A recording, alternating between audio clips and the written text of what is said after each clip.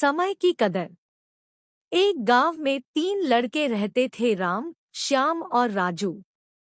तीनों के पिता काफी अमीर थे। तीनों का बचपन बहुत अच्छे तरह से गुजरा था।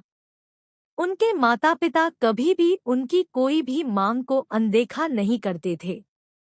राम के पिता सरपंच थे, श्याम के पिता एक कारोबारी थे और राजू के पिता एक किसान जमींदार थे। छोटी उम्र से ही उन सबको लाड प्यार ने ऐसा बना दिया था कि ना तो उनको मेहनत का पता था और ना ही उनको समय की परवाह थी। अक्सर वह सारा दिन बस घूमते रहते थे, बस घूमते रहते थे।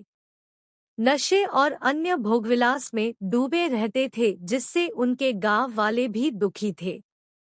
सरपंच और बड़े लोगों के बच्चे होने के कारण उनकी कोई शिकायत कर पाने की हिम्मत नहीं कर पाता था, जिससे उनका मनोबल और बढ़ गया था।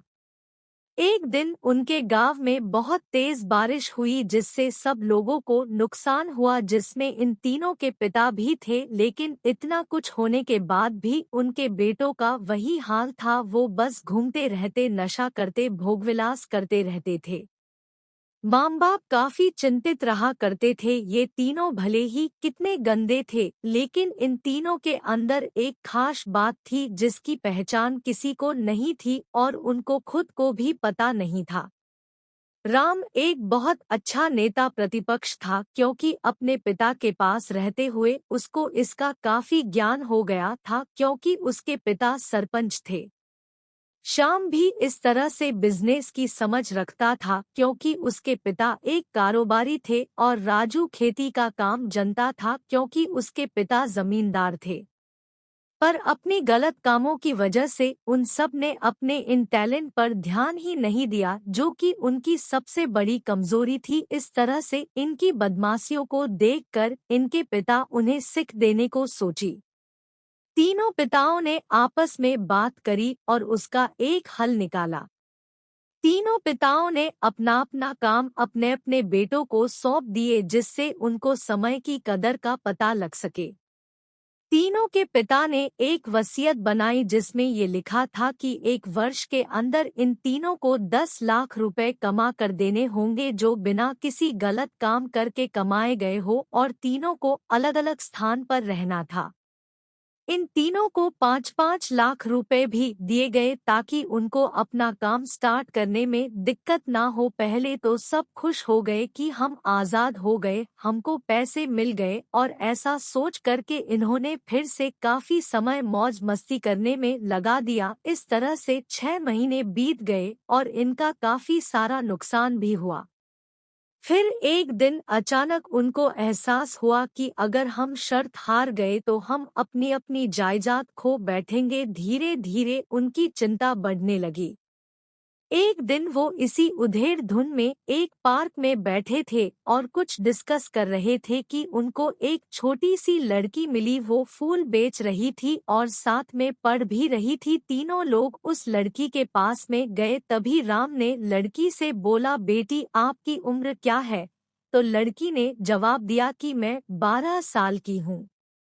अंकल, इतना सुनते ही राम ने आचार्य से पूछा कि आप इतने छोटे होकर के खेल नहीं रहे हो? इस पर लड़की ने जवाब दिया कि मेरे पापा अब इस दुनिया में नहीं है और माता बीमार रहती है, इसीलिए मैं ये काम करती हूँ।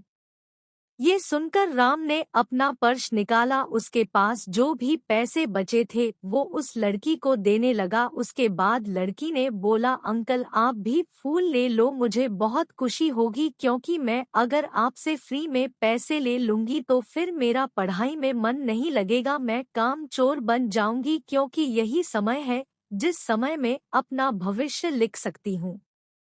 राम ने उस लड़की से सारे फूल ले लिए और तीनों घर लौट आए। उस फूल वाली लड़की का उन तीनों लड़कों पर बहुत गहरा प्रभाव पड़ा।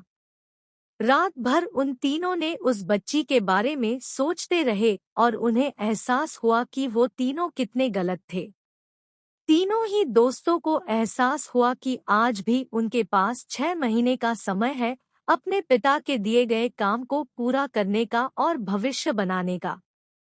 इसी दौरान सब ने सोचा कि अगर बचे हुए समय का सही उपयोग करे तो अभी भी बहुत कुछ किया जा सकता है।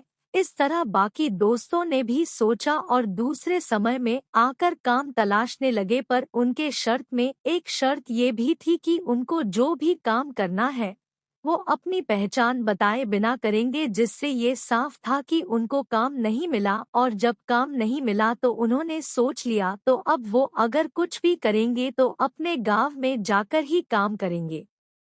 भले ही उनके पिता कुछ भी सोचे लेकिन फिर भी अपने गांव में जाएंगे और अपने गांव में कुछ नए काम करेंगे, भले ही उनको अपने पिता के वसीयत ना मिले। तीनों लड़के अपने गांव में फिर से आए और अपने अपने पिताओं से जाकर के मिले और उन्होंने अपने अनुभव के बारे में बताया और बोला कि वो आगे से ऐसी गलती नहीं करेंगे और वो उन्हें माफ कर दे। लेकिन पिता तो शर्त पे ही अड़े थे। लड़कों को कोई दया नहीं मिली। तीनों को फिर से दुख हुआ कि तीनों को अपनी गलती की एहसास होने के बाद भी उनके पिता उनका सपोर्ट नहीं कर रहे हैं। और फिर से वो रात भर सोचते रहे कि अब क्या किया जाए। तीनों ने मिलकर एक स्कीम निकाली। राम अपने मित्रों के साथ में मिलकर लोगों की प्रॉब्लम को सुलझाने लगा, जिससे उसको गांव की समस्याओं का ज्ञान हुआ। इसी तरह श्याम भी गांव के विकास के लिए नए नए तरीके सीख गया और राजू को किसानों और बीजों का ज्ञान हो जाने से उसको काफी फायदा हुआ। तीनों ने मिलकर अपने बाकी पैसों को सही ढंग से सही जगह लगाकर गांव को एक नया रूप दे दिया। उनकी कड़ी मेहनत से गांव के लोग क्या दूसरे शहरों के लोग भी उनकी तारीफ करने लगे। उनका गांव तरक्की करने लगा। नई तकनीकों के कारण हर वर्ग के लोगों से उनका जुड़ाव होने लगा और एक समय आने के बाद उनके पिताओं ने भी उनको माफ कर दिया।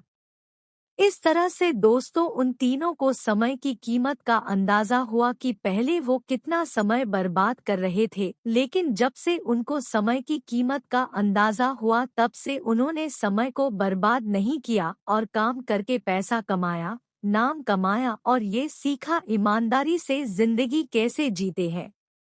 दोस्तों कुल मिलाकर कहने का मतलब यही है कि आप सभी समय को बर्बाद ना करें। अगर ये समय आपके हाथ से निकल गया तो कुछ नहीं कर सकते हैं।